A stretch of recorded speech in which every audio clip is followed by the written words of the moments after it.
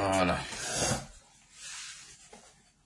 Tu vois, on a juste 10 minutes. Juste 10 minutes, pas plus. Mesdames et messieurs, chers amis, bonjour. Bonjour, chers tous. Alors, vous allez prendre le train en marche. Moi, je vais aller très rapidement. J'ai juste 10 minutes à faire avec vous. Sans, en tout cas, ressasser, sans reprendre Coulibaly Kubier. Alors, Coulibaly Kubier, le président de la commission électorale indépendante, était cette semaine devant les représentants du peuple de Côte d'Ivoire, devant la représentation nationale, donc l'Assemblée nationale, donc les députés. Il a expliqué pourquoi, selon lui, le président Gbagbo, la question était plus centrée sur le président Gbagbo, donc je n'était pas jusqu'à preuve du contraire sur la liste électorale. Devant les députés, et quand il dit les députés, ceux qui, en tout cas, se réclament de l'opposition, y étaient également. Je crois que c'était les plus intéressés de ce débat. Bonjour, très cher frère Ahmed Konaté. Bon dimanche à toi, cher frère, depuis ta position. Merci, cher frère. Alors, vous avez écouté Coulibaly Kubier, nous l'avons écouté, suffisamment écouté, allez-y partout. Vraiment, c'est juste quelques minutes d'explication. Devant les députés, j'ai mis un point d'honneur sur l'aspect devant les députés de l'opposition. Parce que les députés du RHDP c'est Coulibaly Kubier, c'est Alassane Ouattara, donc eux. De quoi il est question? C'est vrai qu'en politique, la malhonnêteté est la chose la mieux partagée. Je vous le dis très honnêtement. Ça a été ma posture jusqu'à aujourd'hui. Coulibaly Kubier a dit quoi? Que ce soit lui, que ce soit un autre président de la commission électorale indépendante. Parce que si on ne se dit pas les choses telles qu'elles sont, on va toujours continuer à se tromper. Et donc, on ne pourra pas atteindre la cible. On ne pourra pas atteindre nos objectifs tant qu'on ne se dit pas ce qui est vrai dans le débat politique. Ce qui est vrai, c'est que, à tort ou à raison, le président Gbagbo est condamné. À tort ou à raison. Ce matin, je ne suis pas le juge, donc je ne ferai pas de tribunal ce matin. C'est pourquoi je dis à tort ou bien à raison. La justice de Côte d'Ivoire, si elle est une justice, en tout cas, elle a déjà dit au président Gbagbo que tu es condamné. Ça là, c'est un fait. Oui ou non. Entre nous. J'ai dit, mettons les choses devant nous. Et puis, on se parle. C'est lui qui a dit, je cite, la politique est la saine appréciation des réalités du moment. Ce n'est pas moi, c'est feu le président Félix Houphouët-Boigny. Qu'est-ce que c'est que la réalité du moment? Aujourd'hui où nous sommes, c'est que la réalité, à tort ou à raison, le président Gbagbo est condamné. Ça, c'est la réalité. L'appréciation qu'on doit faire de cette réalité du moment, c'est quoi? C'est que quand une décision est prononcée, le président de la commission dit que ce n'est plus lui qui décide oui ou non de te mettre sur la liste électorale. Il a même jeté la responsabilité sur les députés. Il dit, c'est vous-même, en tant que député, je n'ai jamais été député en tant que Coulibaly, encore moins en tant que président de la commission électorale indépendante. C'est vous les députés qui avez voté cette loi.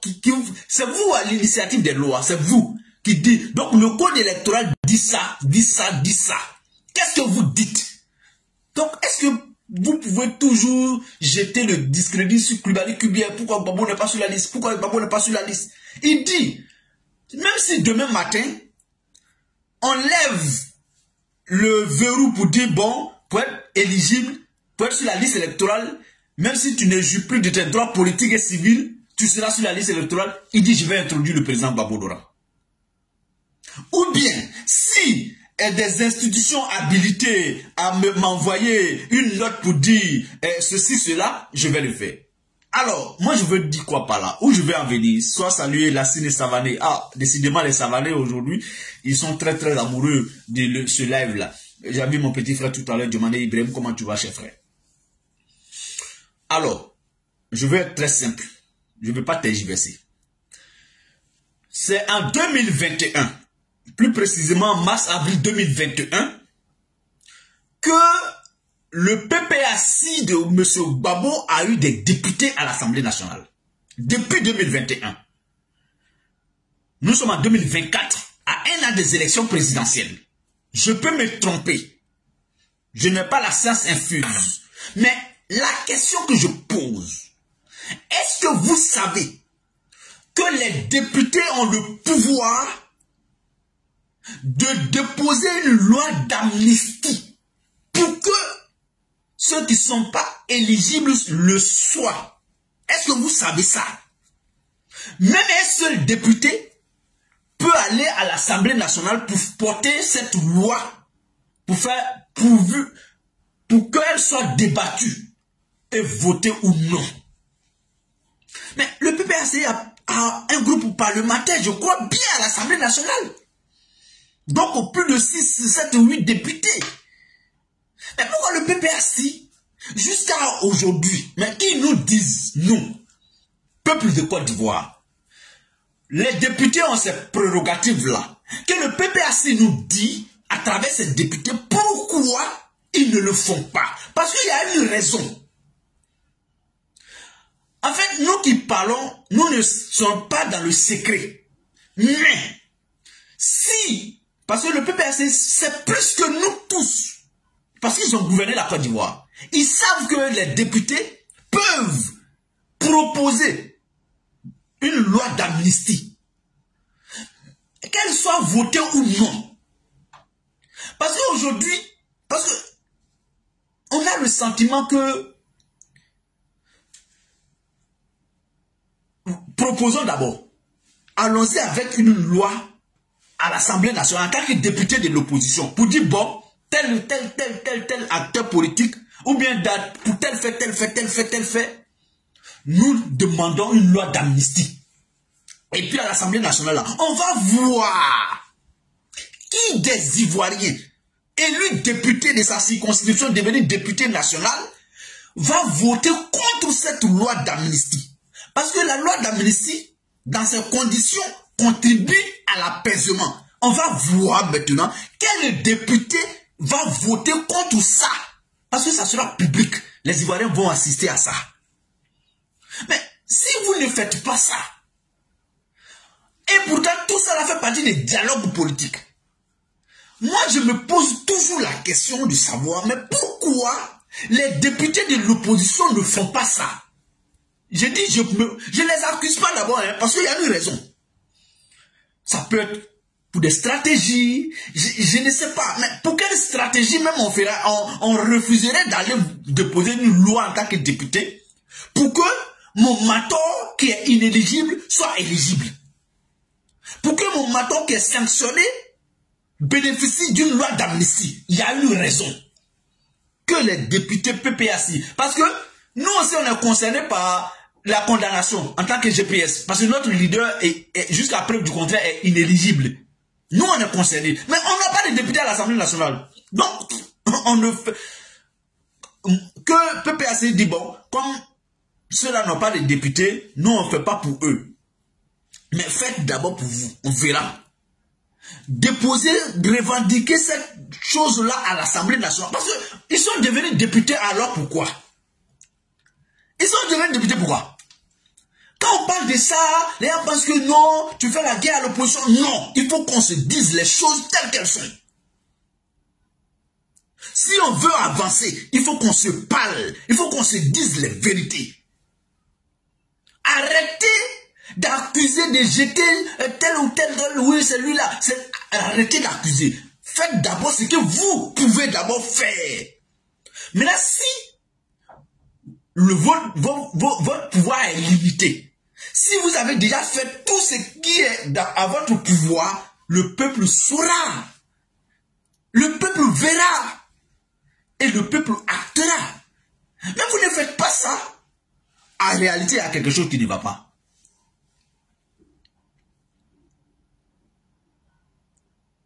En réalité, il y a quelque chose qui cloche.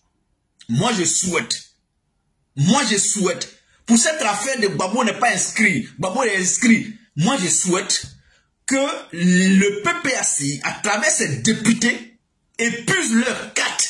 Allez-y à l'Assemblée. Vous êtes à l'Assemblée. Déposez une loi d'amnistie afin que le débat puisse s'ouvrir sur une loi d'amnistie en Côte d'Ivoire.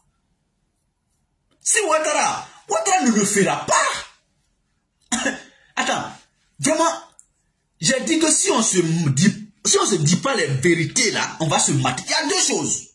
La vérité ou le mensonge.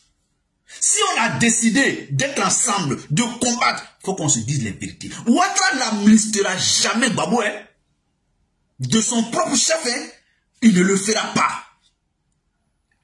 Le jour, Alassane va amnistier Gbagbo pour que Gbagbo soit éligible à une élection présidentielle en 2025, est-ce que il peut, il va l'écarter d'une autre façon? Il va reprendre le code électoral pour l'écarter. Peut-être il va ramener l'âge limite et puis il écarte Gbagbo. Parce qu'il peut le rendre éligible. À travers une loi d'amnistie, une ordonnance d'amnistie et tout. Mais de l'autre côté, il peut prendre un autre décret ou bien modifier le code électoral. Ouattara ne peut plus jamais, dans cette Côte d'Ivoire-là, affronter Gbagbo dans une élection en Côte d'Ivoire. J'ai dit, aujourd'hui est vendredi. Notez-le. Notez-le. Notons-le. Alassane Ouattara n'affrontera plus jamais dans l'histoire de la Côte d'Ivoire un adversaire de même génération que lui, qui plus un, M. Gbagbo Laurent.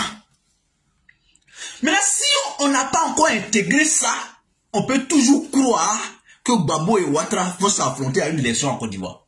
Si on n'a pas encore intégré ça, on ne comprendra pas grand chose dans ce qu'on est. Quelqu'un me dit, il faut avancer ta réflexion.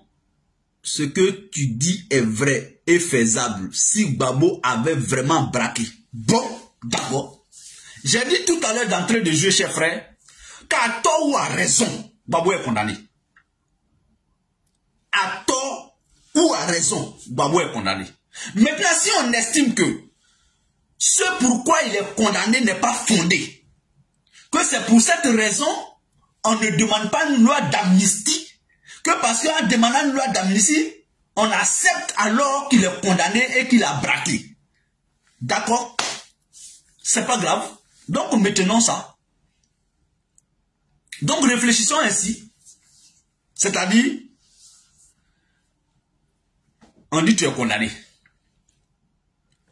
Toi, tu dis non, toi, tu n'es pas condamné. Et donc, toi, tu ne peux pas préparer une action légale pour effacer cette condamnation que parce qu'on entreprendra une action légale, donc une loi d'amnistie pour effacer cette condamnation, tu viens de dire par ricochet que effectivement tu reconnais avoir braqué. Donc aussi c'est ça. Donc M. Gbagbo attend, il ne dit rien jusqu'à ce que les circonstances l'établissent, le réétablissent. À ce moment-là, on dira que il n'a rien fait. Frère, on n'est plus à ce niveau. On n'est plus à ce niveau. On ne doit plus réfléchir ainsi. Tout le monde en Côte d'Ivoire a une position sur la condamnation de Gbagbo. Quand tu vas aller au RHDP, ils vont te dire il a braqué. Ils vont te dire ce que la justice a dit là, c'est faux. Nous, en tant qu'opposants, on dit c'est un procès politique. Gbagbo là, il n'a pas braqué banque. L'argent qu'il a pris là, il a payé les fonctionnaires ivoiriens qui sont aujourd'hui au RHDP qui n'ont jamais dit le contraire. Voici l'analyse que nous. Donc on n'est plus à ce niveau du débat en fait. Si on veut rester à ce niveau du débat, on ne va pas avancer.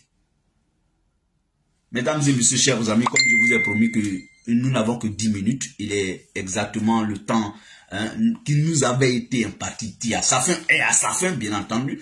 En tout cas, je vous souhaite très bon week-end, très bon Juma à tous les frères et sœurs musulmans du monde entier. On va se retrouver avec le même plaisir très très bientôt, peut-être le week-end ou bien la semaine prochaine. Cette semaine-là, je n'ai pas eu le temps suffisamment de m'exprimer. C'est ce matin que j'ai eu 10 minutes. Et puis, je vous l'ai accordé. On va se revoir très bientôt. On va aller au fond dans cette analyse-là. Allez, portez-vous bien, à très bientôt. Au revoir, bonne journée à chacun de nous.